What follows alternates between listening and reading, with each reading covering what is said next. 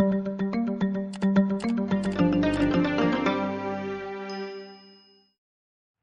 afternoon, ladies and gentlemen. We're going to get started.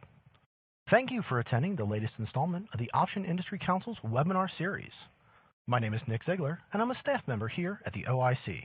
I'll be guiding you through today's session. We're glad you could join us to learn more about options as a flexible, powerful trading tool. In today's webinar on making sense of the Greeks, we'll take a look at the 5 pricing factors called the Greeks, and we'll demonstrate how they can impact your options positions. As always, we'll cover the material as well as your questions in a quick 60-minute session. Our instructor today is the OIC's Director of Retail Education, Mr. Joe Burgoyne. Joe has spent more than 3 decades in the financial industry and brings a special understanding of options and investments to our discussion. Please note that the windows on your desktop are resizable, so feel free to move the slides around for ease of viewing. At the top right of each box, you'll see buttons to maximize and minimize each window, so please use those, especially on the slides, so you have the best viewing experience. You'll also note that there's a box on the right side of your screen where you're able to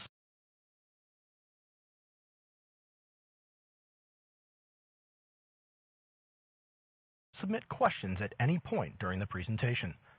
Joe will be responding to those questions during the final 10 or 15 minutes of today's session.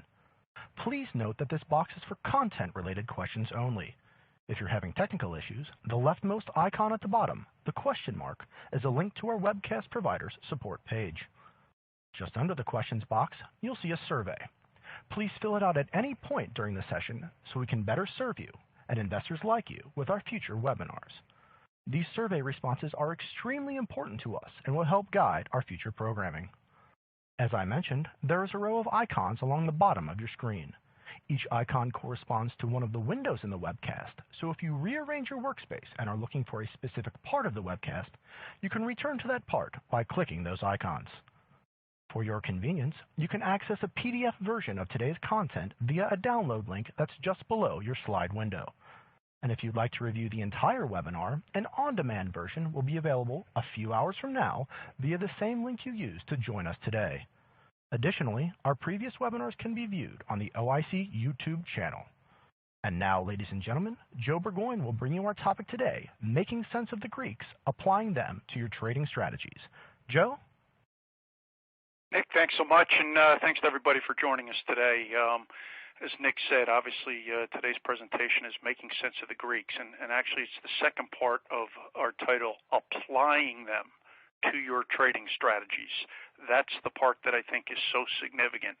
The webinar program here at OIC has been going on for just 2 years now, and I'd say probably 3 or 4 of those presentations have touched on the Greeks. We're going to get into them in some detail today, and I think the reason we've gone back to the Greeks a few times is, number one, because through the surveys, people ask about the Greeks all the time, which I think speaks very highly of our audience, because if you understand the Greeks, you can anticipate option pricing, and after all, pricing is key. So we will get started. First few slides, and as many of you know, about 30 to 40% of our attendees are first-time attendees. So our first slides I keep in the deck for each presentation because many of you are here for the very first time. And of course, this slide represents the ODD options disclaimer document. Options do involve risk, and the ODD is available from either the OCC or your broker, so be sure to get a copy of that. The Who We Are slide, I think, is very important. Many of you may not know that the OCC is an industry-funded cooperative that's existed since 1992. It is funded by the Clearing Corporation, the OCC, along with the now 12 exchanges. And that's how we're able to bring our education through webinars, live seminars, podcasts, conferences to you throughout the course of the year. Again, for those of you who are on a number of these webinars, you know this is one of my very favorite slides. It speaks to the growth in the industry from inception. Bottom left is when the industry started in 1973 in Chicago at the CBOE, the Chicago Board Options Exchange, April of '73. there were 16 underlying companies. And again, as many of you know, for the first 4 or 5 years, the industry only had calls. Puts were not available or allowed. It took 4 or 5 years for the SEC to actually allow puts to be added to the listed options industry. And then, we've grown ever since. I'd like to point out a couple key aspects in the late 90s, early 2000s that I think changed the industry. Number one was the advent of electronic access. One of those 12 exchanges was founded in 2000, the first electronic exchange, the ISE, giving individual investors, professional market makers, and institutional types electronic access to the listed options market. Had it grow very, very significantly in a short period of time. As you can see, the growth from 2000 through 2010 area.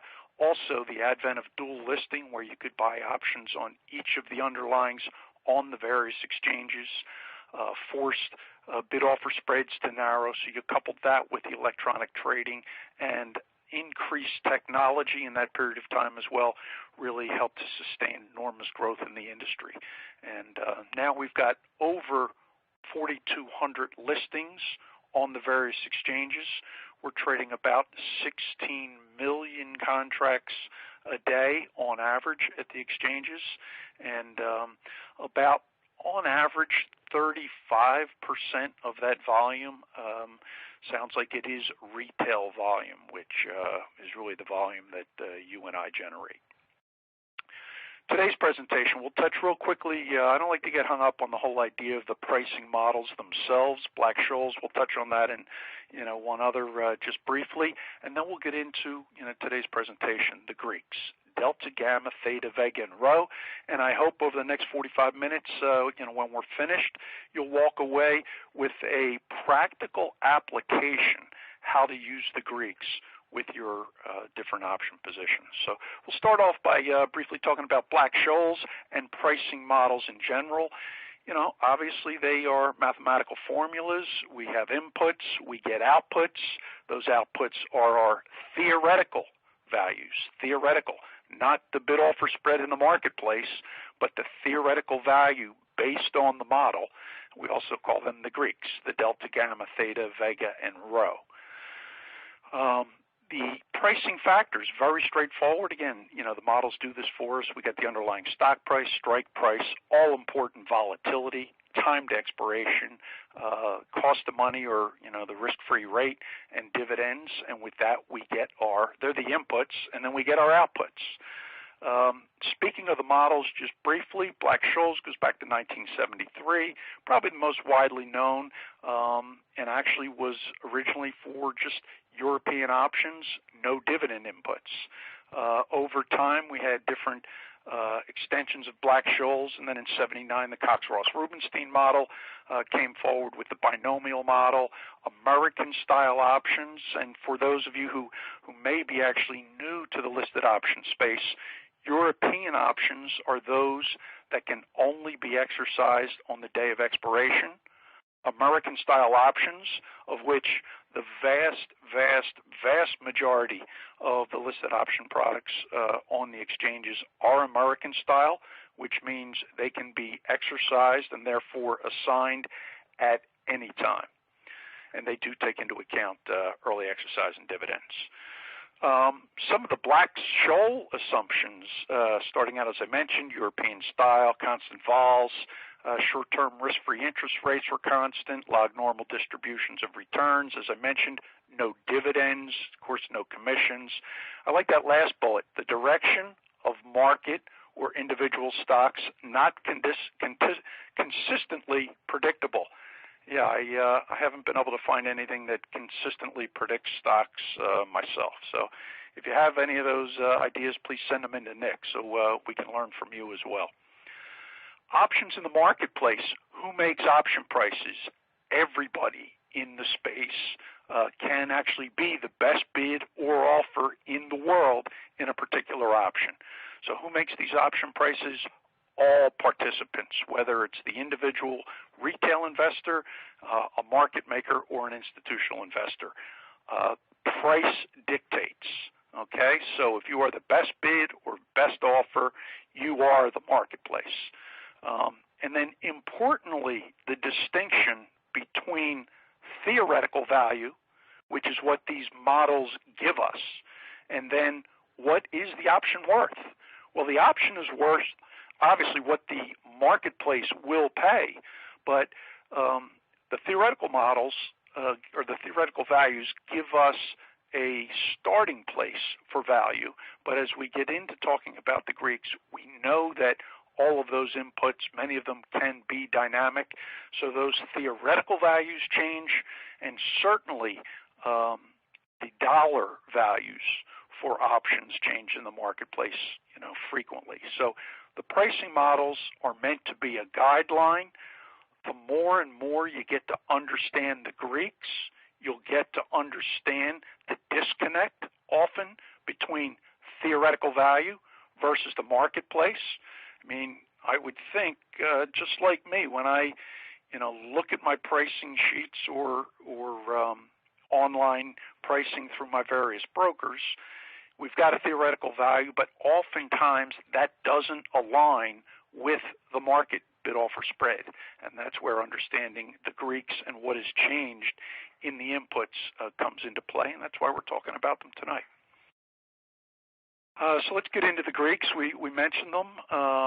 They are, just these pricing models that do generate the theoretical values. Because the marketplace is dynamic, the theoretical values dynamically change, as do prices. And that's really, as I said, why we're, back to the Greeks again. So here they are: delta, gamma, theta, vega, and rho. And as I said at the outset, it's great that our listeners keep coming back asking for more about Greeks, because after all, what are we talking about? We're talking about trying to understand what is driving the price of our options. So with delta, we know that is the expected change in the option value when the underlying stock price changes, and we base our deltas on a 1-point move up or down with the stock.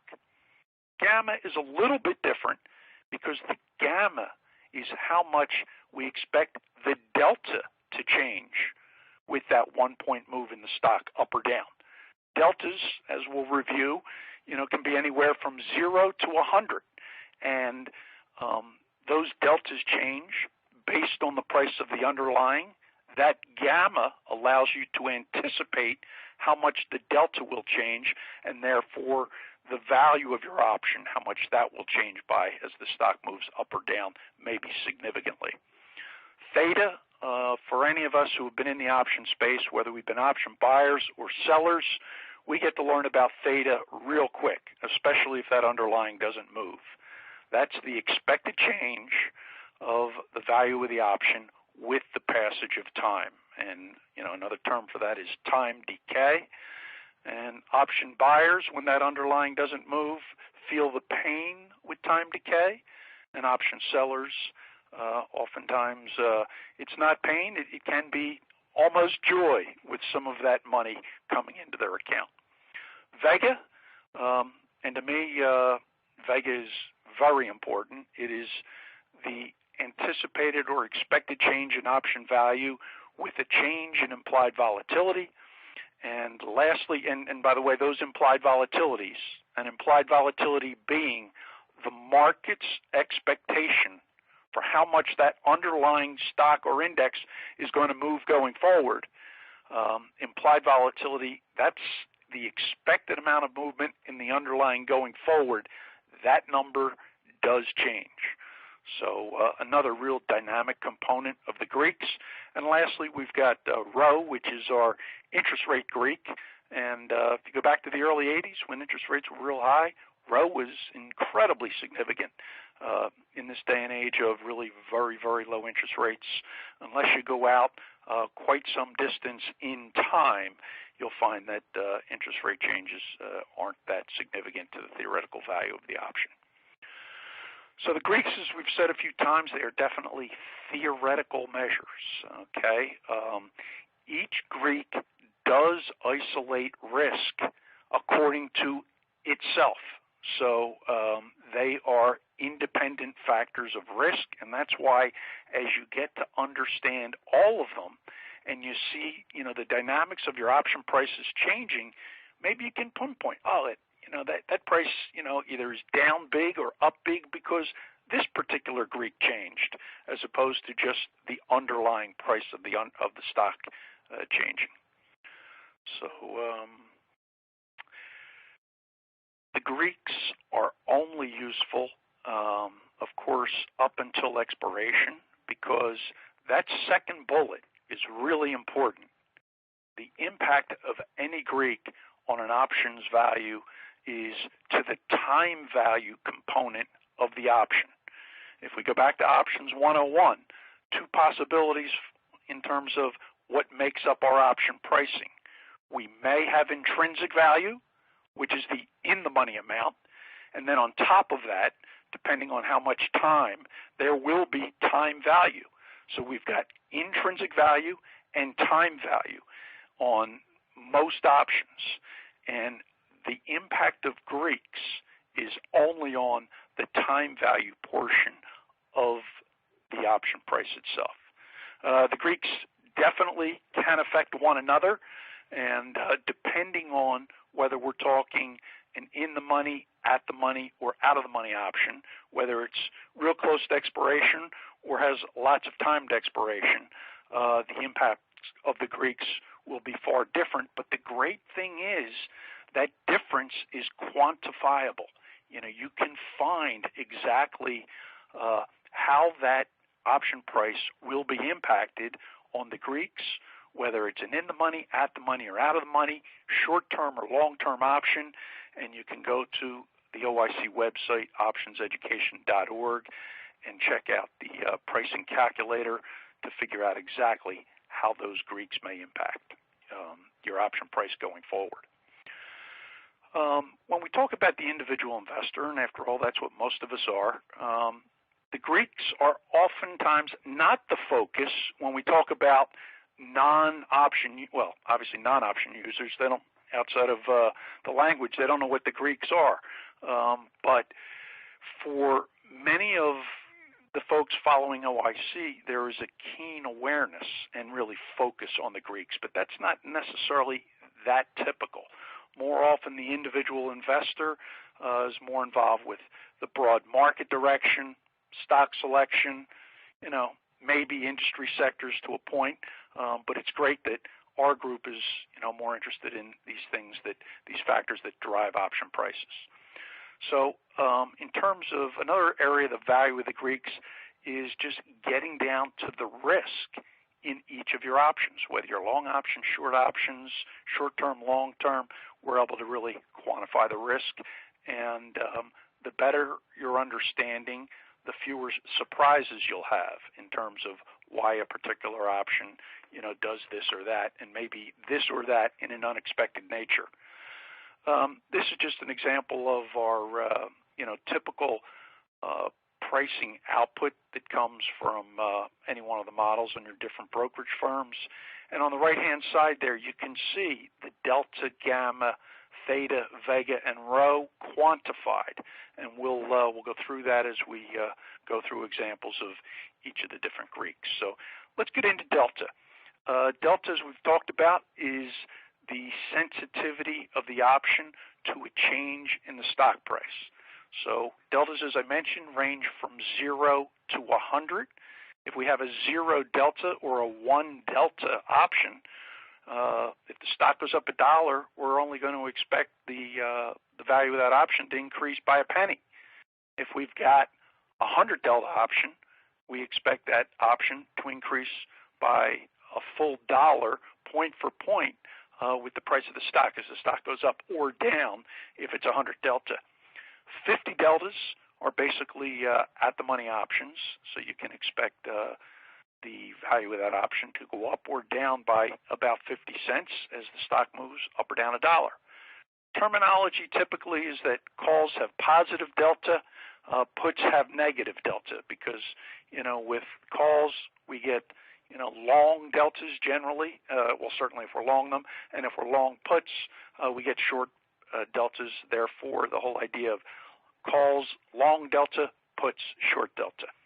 So let's get through a couple examples. XYZ, maybe a call there has a given value of $3.50, and it's got a 50 delta. So how do we connect the dots? And after all, that's really what this is about, trying to understand all these numbers that your platforms can offer to you, but demystifying them, making them simple, and allowing them to help you anticipate the value of your options going forward as the underlying changes. So we've got XYZ call with a $3.50 value. It's 50 delta. Stock's up $1. Really pretty simple. We take the call, will basically increase theoretically by 50% of the stock move. That's what that delta is representing, a percentage of the stock move. So from a simple math standpoint, you take that dollar times the 50 delta. We come up with 50 cents or $50, depending on how you're looking at it. So that $3.50 call with the stock increasing $1 theoretically should go from $3.50 to $4 as the stock moves up $1. That's assuming all the other Greeks stay constant. If we get the stock going up 60 cents as opposed to the dollar, same math, it's that 60 cent increase in the underlying times that delta of 50, we'd expect the option value to increase by 30 cents, so we get a value of 380. That's how a call delta works. So, that's where if we back up and think about, calls and their deltas, a 10 delta versus a 90 delta, obviously those calls are going to move very, very differently as the stock goes up or down $1. And, that's one of the things as investors that we're constantly trying to figure out. What's the best strike? And then taking it a step further, what month do we want to be in? So let's do a few more examples just so we get the math. We've got XYZ call with a value of $2.75, and it's got a 40 delta.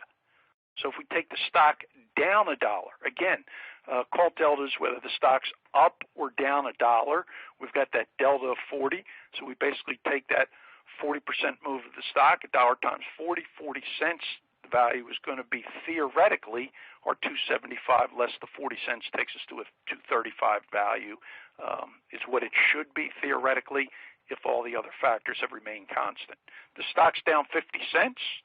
50 cents times the 40 gets us to 20 cents. So, instead of $2.75, we can expect a value of about $2.55. Couple things on the put side. We might as well look at a few examples there. Sometimes, especially if you're getting started in the listed option space, the puts can be confusing because it's typically, with the underlying going down, and sometimes that throws folks for a loop. But if we take a put value at $4.50 with a delta of 30 and the stock up $1, now, it should be just like the snap of your fingers. The value of a put with the stock up, if we're long that put, the value of that put's going down, all right? As you gain confidence in your options knowledge, fundamental things like that. Stock up, value of the put down, value of the call up. Should be the way it works unless, there's some outside forces. But with the Greeks, factors being constant, it certainly should play out that way. Stock up $1, put going to be down by the delta. If we had a $4.50 put, we got a 30 delta. We would expect that put to go down by 30 cents. So the value would then be $4.20 is what we'd expect for that value of the XYZ put with the stock up $1. If the stock's up 30 cents, again, the value of that put's got to come down as the stock goes up. The value of the puts decrease unless again, something on the implied volatility space is changing. But assuming all the Greeks stay constant, we can expect that option to be down by about 9 cents based on the math. That'd be the 30 delta, times the increase of 30 cents gives us 9 cents. So we'd look for a theoretical value just over 440. Few more puts. We got XYZ. It's got a value of 290. It's 45 delta. Now the stock down $1. We got to expect that value of the put is going to increase with the stock down. After all, long puts, that's why we own long puts, because when the stock goes down, we're looking for protection and the value of that option to increase. If we've got a 45 delta, we're going to take that 100, multiply it by the 45 delta. We should anticipate that 290 put increasing by 45 cents or 335. Last example with the deltas, if we take that put and the stock down 60 cents, again, with the stock down, we should anticipate an increase in the put value. Take that 60-cent decrease in the stock, multiply it by the delta, gives us 27 cents, so we're somewhere in the neighborhood of 317 for the theoretical value of that put. So as we mentioned kind of briefly, of course, deltas aren't fixed. They move. The next set of slides, after we go through a few more on delta here, the gamma is going to anticipate for us where the delta will be as the underlying moves. As we mentioned, and this is important, and it's sort of common sense, the at-the-money options generally have about a 50 delta. In the money calls are anywhere north of 50 all the way up to 100 deltas or 1 delta, depending on, again, how you look at it. If it's a 100 delta option, that means as the stock goes up $1, the option's up $1. As the stock's down $1, you can anticipate that call coming down by $1. In the money puts, exactly the same thing. When we talk about out of the money, whether it's calls and puts, those deltas are going to be somewhere less than the at the monies. So they're going to range from a delta in the neighborhood of 49, potentially down to 0. When that call or put is way out of the money or very close to expiration, you can anticipate that delta to be insignificant and close to 0, which is, again, so what does that 0 delta represent? It means it's so far out of play from the underlying stock that we don't anticipate the value of that option to change much at all as the stock goes up or down $1. That's what we're talking about. So a couple slides here, just to look at these things a little differently. There's a lot on this slide. We've got the XYZ $60 call. Slope is one term that we're not going to get hung up on, but you can see that green line. It will, dictate kind of how the value of the option changes. So we've got 90 days, bottom right-hand corner of the slide. You can see we've got 90 days to expiration, a consistent vol, implied vol at 30%, 2% rates. So that $60 call with the stock 50 is $10 out of the money, okay? Just like the slide says in red there on the right. It's an out-of-the-money call, $10 out of the money, 3 months to expiration. The model gives it a delta of 14. So if the stock went from 50 to 51, we could expect the value of that call to increase theoretically by 14 cents. That's what the models do. So as we take that call to being at the money, so the stock's gone from 50 to 60, as you can see, up the line of that slope. That $60 call with 90 days to expiration, 30% implied, 2% rates. We talked about at the monies being close to a 50 delta. So, there's typically a natural bias, in the models for an upward market. So, you get a little bit more than just a 50 delta typically, but, plus or minus a couple deltas. But you can see the value of that call now has gone to $3.70, whereas before, we had the value of the call. I don't think I actually mentioned the value of the call. That 14 delta call, when it was $10 out of the money, was 45 cents. All those other factors remaining constant. So the at the money call, as the stock is at 60, has a theoretical value of $3.70. And then if we go to the in the money, look at how that delta changes. It's 87 delta. So we've got the 60 call with the stock at $70 is now what? $10 in the money. Okay, for all you folks who might be new to this, so we've got the 60 call, the right to buy stock at 60. With the stock at 70, the right to buy 60 is worth $10 because the stock's at 70 plus whatever time value there may be. In our example here, we've got the call valued at $11 with those same Greeks, 90 days to expiration, 30% implied, 2% interest rate. So we've got $10 of intrinsic value, and because the value of the option is priced at 11, we've got $1 of time value, and that's because we've still got 90 days to expiration. The delta, as you can see, is 87. So if the stock went from 70 to 71, we would expect that option to be theoretically worth $11.87. So it's not quite a 100 delta option because we still have 90 days to expiration, but the fact that it's $10 in the money gives it an awful high delta. So I hope that makes sense. Let's hopefully not do our best to confuse you, but look at the same thing on the put side.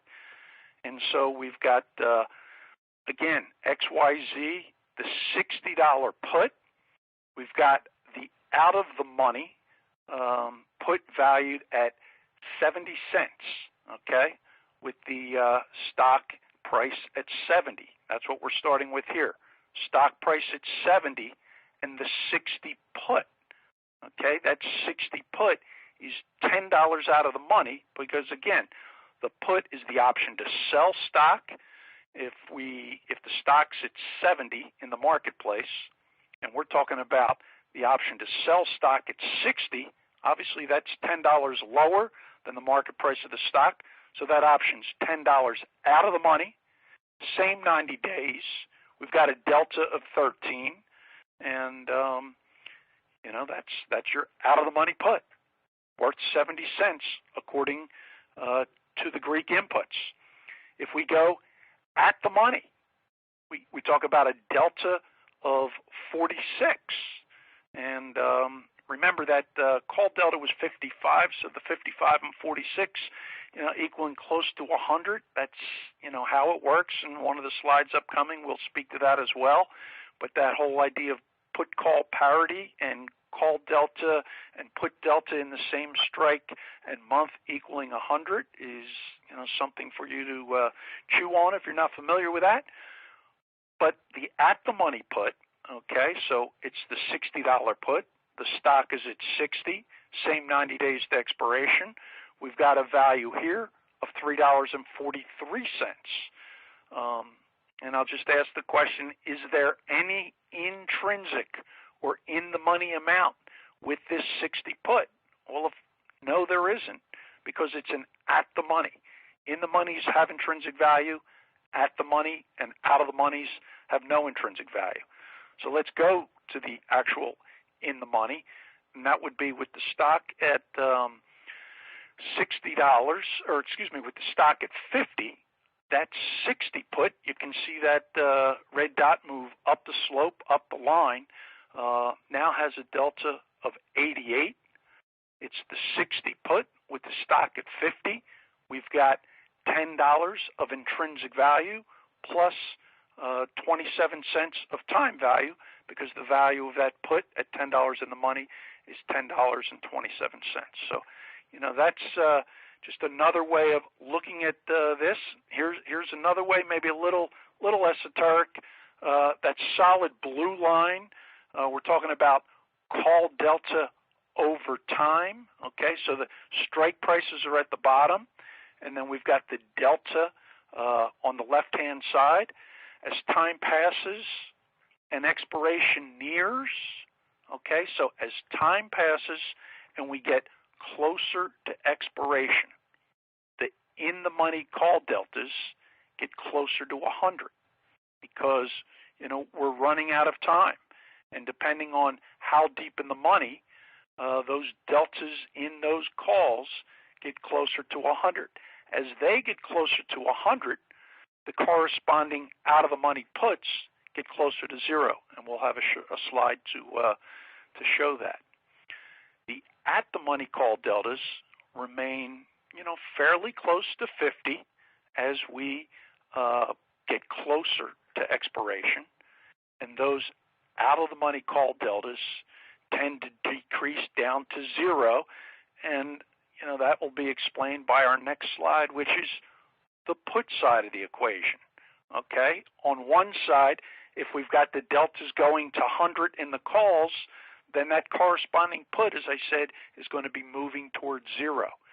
As time passes and expiration nears with the puts, it's exactly the same thing as the calls. It's just that the strike prices are different. The in-the-money put deltas become more negative. So by more negative, they've got more delta. The at-the-money puts remain fairly close to 50, and those out-of-the-money put deltas will move closer to 0, where that corresponding in-the-money call, you've got an in-the-money call and an out-of-the-money put, they're going to add up to about 100 deltas total.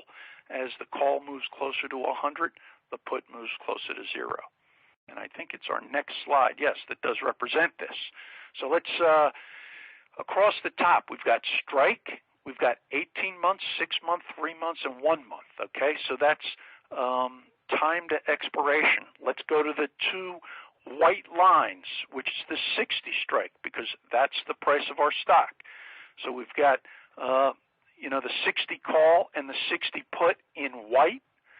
That pink area is in the money options, and the gray area are out of the money options. So let's just, as we've said, a few times already, let's go to that 60 call line. 18 months out, we've got about a 60 delta. As we lose 17 months in time, the delta hasn't changed all that much. Of course, the time premium, if you were long that call, I'm sure you lost a boatload of cash, but the delta itself hasn't changed that much. Let's go down a little bit, stay in the pink area, and go to the 45 call. 18 months out. Now, the 45 call, the option to buy stock at 45 with the stock 60, that's $15 in the money. So that's got a lot of intrinsic value. So even a year and a half out, the models are giving that an 85 delta. As time goes away, you can see that 85 delta gets much closer to 0 because, again, the stock's still 60 with a month left. It's saying it's 100 delta. And let's roll down to that last line in the graph here, the 45 puts in gray. That 45 put with a year and a half to go has about a 15 delta. Again, the call delta was 85, the put delta 15. That combination will always total up to close to 100.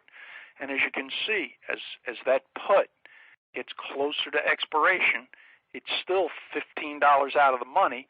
As we're a month out, the model's suggesting that 45 put really has no delta at that point.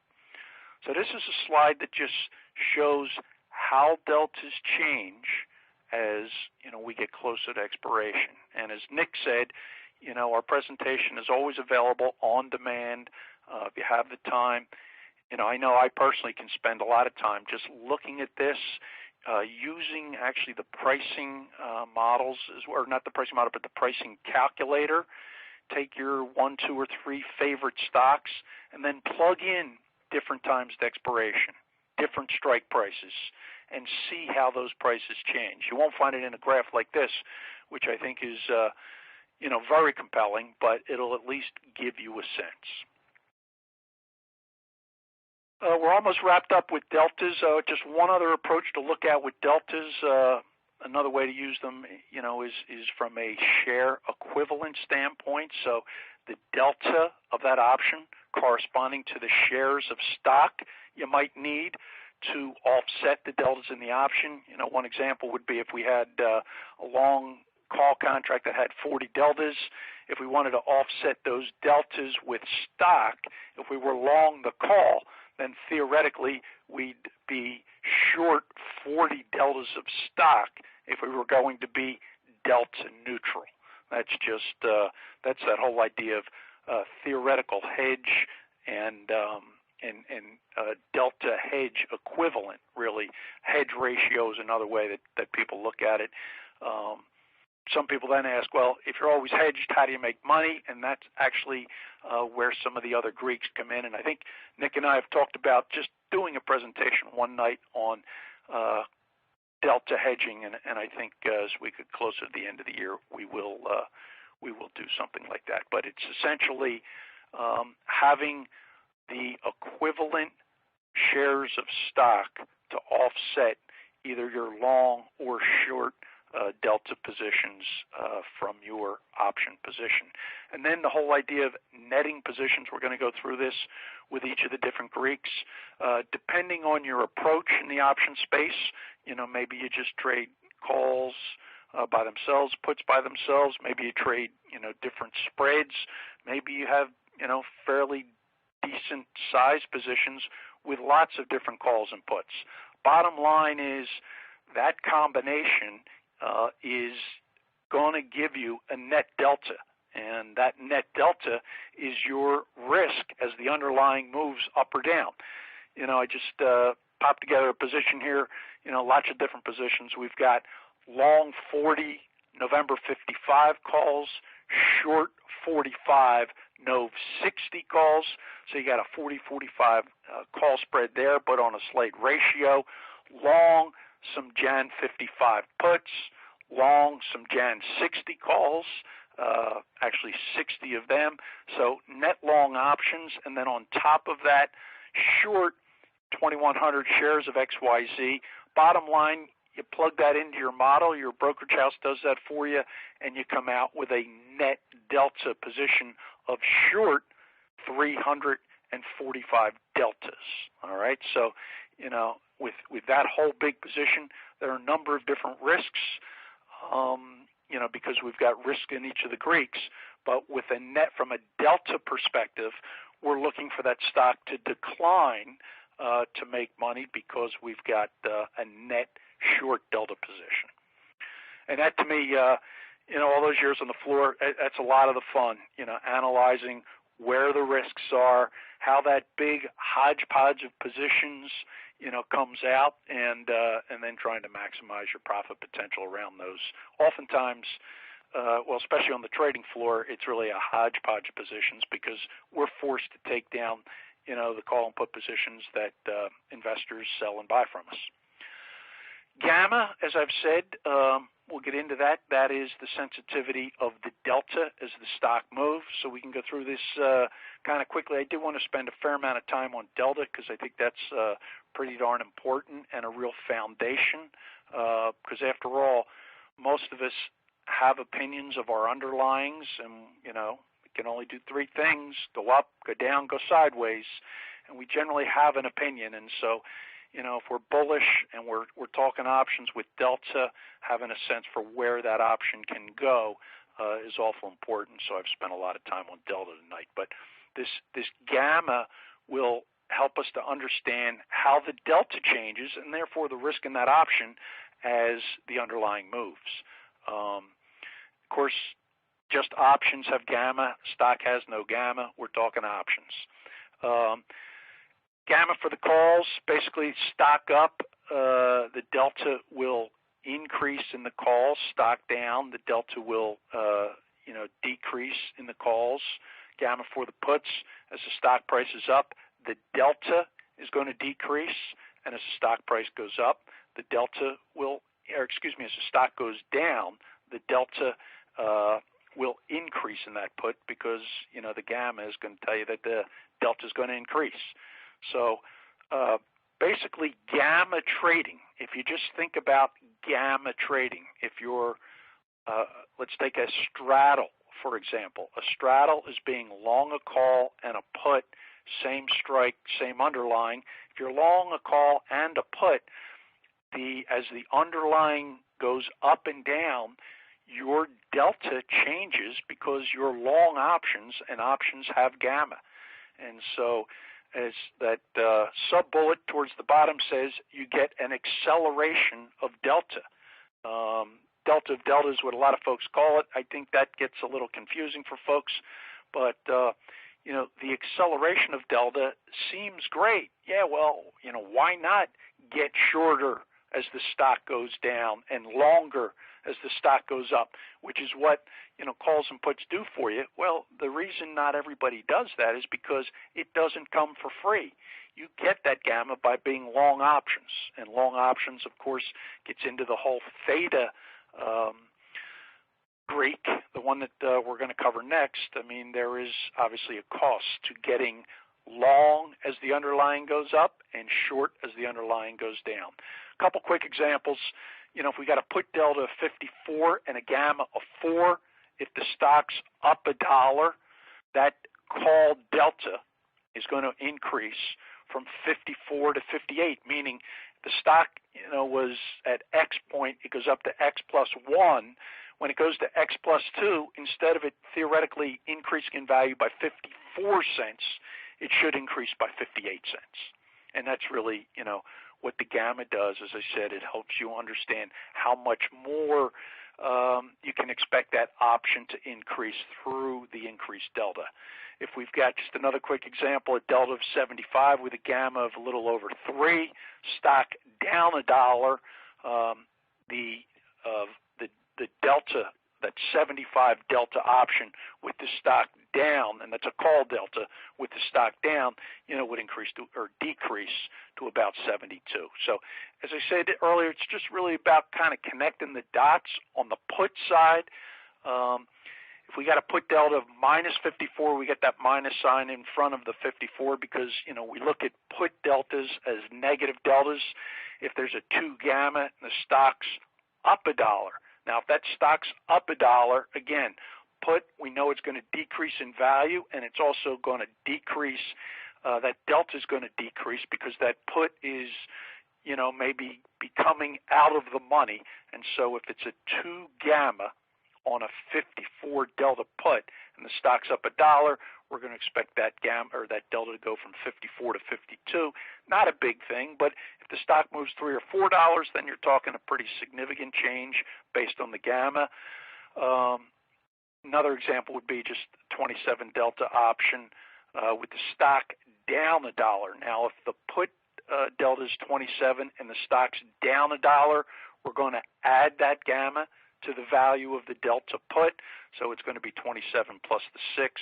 We're going to be in the neighborhood of a 34 delta going from 27 with the stock down. So, you know, that 34 delta, not yet at the money. You know, we talked about at the money calls and puts being about 50, so we know that that put is still out of the money, but with the stock down, it's increased both in delta and value.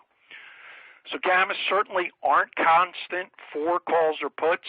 The gamma is greatest at the strike price. So those at the monies have the greatest gammas. We're looking at an example here with 90 days. You know, that's kind of what we've been looking at, constant Greeks. 90 days to expiration, 30% implied volatility, and 2% rates. Gamma in both the in the money and out of the money options decreases as we you know, get closer to expiration, and just in the model itself. So those at the money options, whether you're close or far from expiration, are the options that are going to have the most gamma. Those options are going to be the ones where the delta change is the greatest. You know, in terms of at the money options close to expiration, you know, they can move incredibly quickly because as we're at expiration, just like that bell curve shows, based on the price of that stock, the value of that option can go from being in the money to out of the money very, very quickly, and therefore the gamma and deltas can change extremely quickly. And for those of you in the option space, you know that. You've probably experienced it in some positions. In terms of folks who haven't, again, I would urge you, try to go to the pricing calculator and, use different time frames and see how these deltas change as the underlying changes as you get close to the expiration. Of course, as expiration nears the at-the-monies, that gamma does increase, just like that bell curve showing you. The in-the-money and the out-of-money gammas will decrease as we get closer to expiration. Same situation in terms of gamma. You net your various positions, and, out you come. This particular position, we are net, plus 381 gammas. So, that you're net long options because you're net long gamma.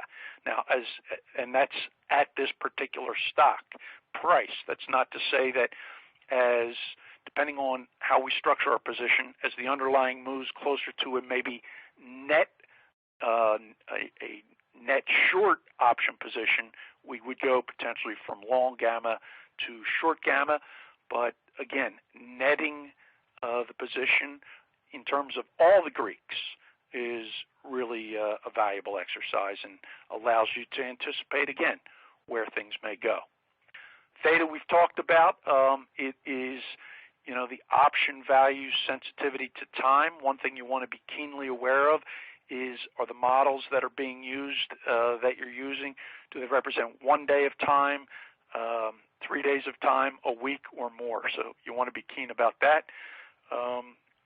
Decay is per calendar day, not per trading day. Wouldn't it be nice if we only had decay 5 days a week? But obviously, that's not the real world. As I mentioned earlier, on the theta side, buyers, pay for the rights.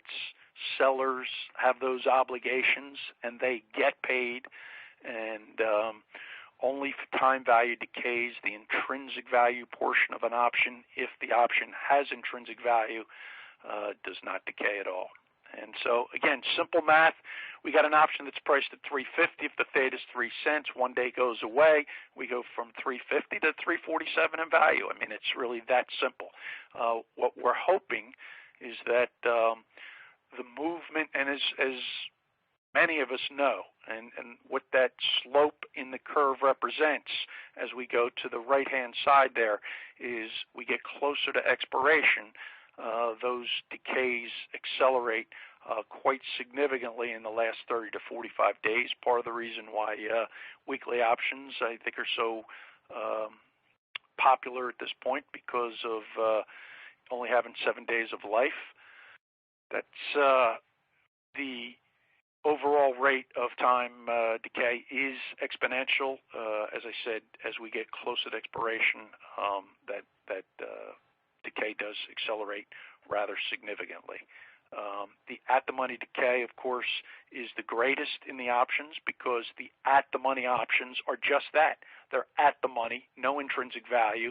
Out of the monies have less time value, and in the monies have less time value as well. In terms of theta versus volatility, okay, and volatility we'll cover next, but implied volatility impacts theta. And let's think of this from a common sense standpoint. Again, implied volatility is the expected movement in the underlying going forward. If that underlying is expected to move very little, option implied volatility will be low, therefore premiums will be low. If the implied volatility is high because the market expects, a particular stock to be moving around a whole lot, then the premiums will be high. And of course, if the premiums are high, then there's more time decay to erode each day. So therefore, the theta levels are going to be higher. So that's really just common sense. Lower premiums mean lower implied volatility and lower theta. Higher premiums suggest higher implied volatilities and greater theta. And again, as we get closer to expiration, as we mentioned, that rate of decay does accelerate. The at-the-monies have the most potential decay, where the in and out of the monies have less. Again, netting this particular Greek, depending on what options you're long, what options you're short. In our example here, we've netted the theta, a spot where it's going to cost us $93 a day. So we're net long options at this particular area of the stock. It's costing us $93 a day, to have this position. Vega, we'll cover before we turn this over to Nick. We get Roe as well, but just Vega is this implied volatility component. So it's looked at the same way. It's the option prices change in value based on the change in the implied volatility. So as the implieds move by one tick, you can expect the value of the options to increase or decrease depending on the value of that implied volatility. So both the calls and puts have Vega, and a lot of investors just don't really think in those terms, but each option has a Vega component, and different pricing factors. I mean, the further out you go in time, the more valuable that implied volatility component is. And again, going back to your pricing models, you'll get an awful good sense of short-term Vega values versus medium-term, 3, 4, 5, 6 months, and a year to 18 months out. You'll see how those Vegas changed. Increases in implied does not necessarily require a change in the stock price. There can be rumors, there can be all kinds of things and reasons for a change in Vega, and it's something that I would urge. And we've had webinars on Vega before. Try to spend some time becoming familiar with Vega. Again, in terms of how the numbers work, if we've got an option valued at $4.50 with a Vega of 3 cents, and that implied vol goes up by a point, that $4.50 option should be worth $4.53. If it goes down by a point, it should be worth $4.47. Now, not all option Vegas are 3 cents. As you go out further in time and the more expensive options, you can have each Vega point be worth 50 cents, $1, $1.50, and that's why I would urge you, especially if you're trading higher priced stocks, look at those Vega values, and then look at your implied volatility charts, and you'll see whether the implieds are at a low point, at a midpoint, or at a high point of the range. Another example, with a greater Vega value would be an option valued at $2.75 in our example. It's got a 17-cent Vega. So as each implied Vega point goes, as we go up by 1 point, you got a real a Vega increase of 2 cents here, not 17. We have a value of 277. That value is 0.017. I'm sorry, not 17 cents. But if you do, look at your pricing calculators, believe me, you will find option Vegas that are 17 cents. And the other thing is, implied volatilities often move by 5 and 10 clicks, not just one. But the way the models work, it quantifies the implied volatility moves on a 1 point basis. Over time, the greater the amount of time, as I mentioned, the more value there is in Vega. Leaps have significantly higher Vega, and again, I would urge you to take a look at those pricing calculators and see how important Vega is as you go out in time. Same situation in terms of netting. Any position, whether you realize it or not, does have Vega. So you get a net Vega position if you've got a handful of different options. In this current position, we've got net long Vega of 746. I'd call them Vega deltas. So clearly, we're looking for the premiums, the expected amount of movement in that underlying to increase going forward because we're net long Vega in the position. And, getting back to, the title of today, applying Greeks to your trading strategy, whether it's a single call or put position or a combination of lots of positions. The whole idea is to, look at them individually and then bring them together and understand where the risks are in your different option positions. Real quickly, I'm going to talk about row, and then Nick, I'm going to turn it over to you for hopefully 5 minutes of questions. Row, as I mentioned, less significant now because rates are so low. It would be the same idea that we've gone through with each of the different Greeks. There is a value to each 1 point move in interest rates. So, we've got an example where we got a 3-month call. If it's valued at 370, you got a row value of 7 cents. If rates go up a point, that option is going to be worth 377. If they go down a point, they're going to be worth, what's that going to be, 363, and so on and so forth. As we go out further in time, just like with Vega, although not nearly as significant, that's where those pricing models can really help you in terms of anticipating how row and interest rate changes will impact your option positions going forward. Heck, we've been talking about an increase in rates for how many years now globally?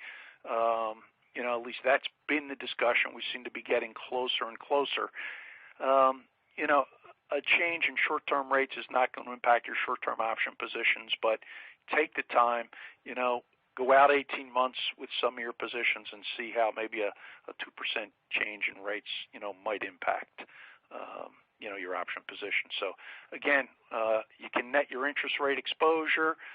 That's easy, but not nearly as significant as the others. And just as I turn it over to Nick, for those of you who have never tried our assessment, it's called MyPath.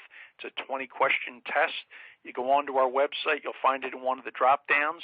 It will, after you fill out the 20 questions, tell you what level of options education you currently are, and with that, we will download lessons to you. So I would urge you to try to consider using that. And with that, Nick, I'll turn it over to you. Great, Joe. Thanks.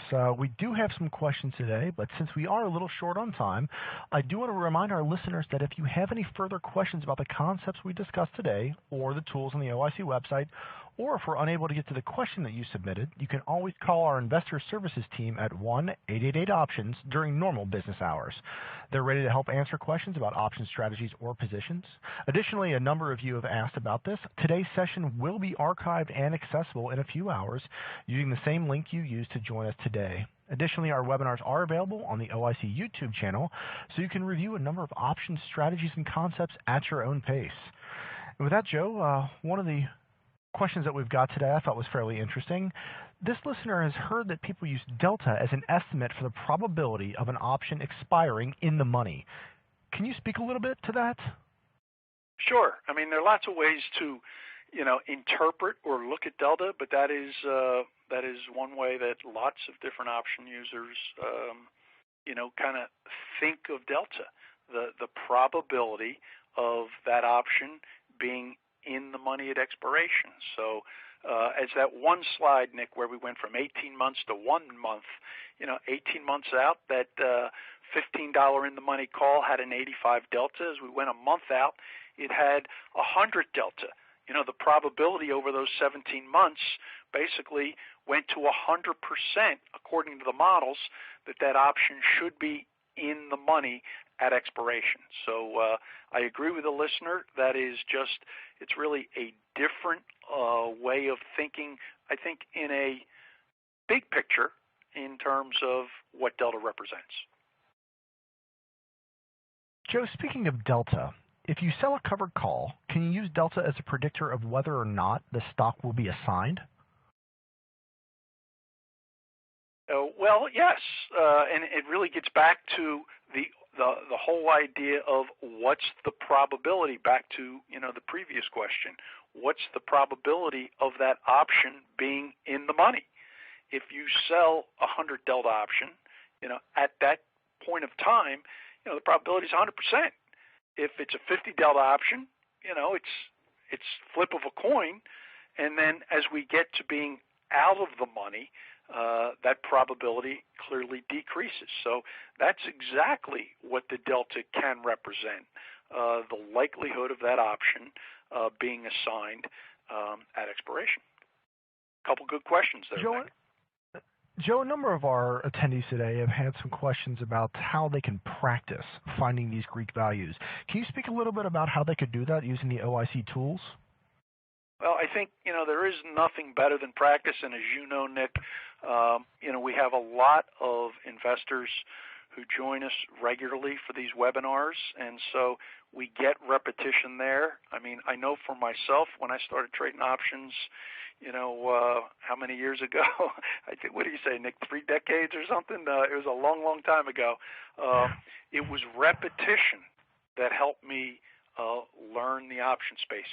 Still learning for sure, but in terms of getting that fundamental, that critically important fundamental base of knowledge, it was repetition. And, I wasn't sure if I mentioned it almost too frequently throughout the webinar today, but going to our pricing calculator.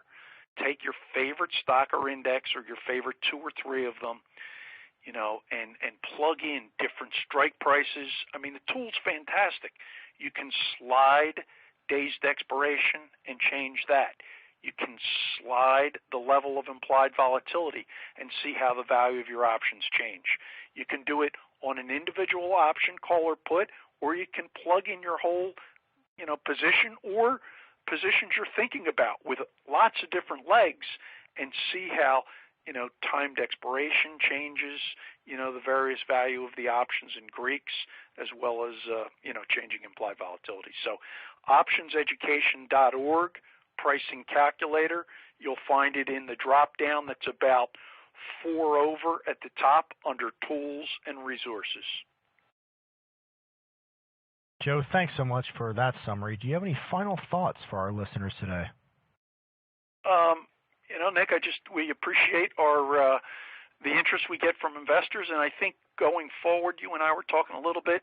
Our next few webinars will still be 3:30 and about an hour long, but I think maybe in the next webinar we're going to change up the questions a little bit, Nick, to see if folks are interested in a different time of day, maybe different length of webinars. So just something to look forward to going forward.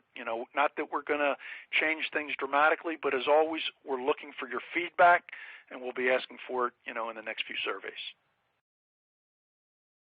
Joe, thank you for your time, and ladies and gentlemen, also thank you so much for attending this afternoon.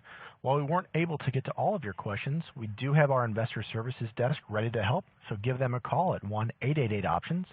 They're available during most business hours to answer your questions, so feel free to reach out to them. Many of you also asked about further education. To reiterate Joe's point, you can visit optionseducation.org, the OIC's website, and see the Getting Started section for further reading. Again, today's session will be archived and will be accessible in a few hours using the same link you used to join us today. Additionally, our webinars are available on the OIC YouTube channel, so you can review a number of options strategies and concepts at your own pace. And of course, make sure to check optionseducation.org in the upcoming weeks for our upcoming 2015 sessions. Our next webinar will be held on July 14th on using option strategies effectively. Ladies and gentlemen, thank you again for attending, and we hope to see you again next time.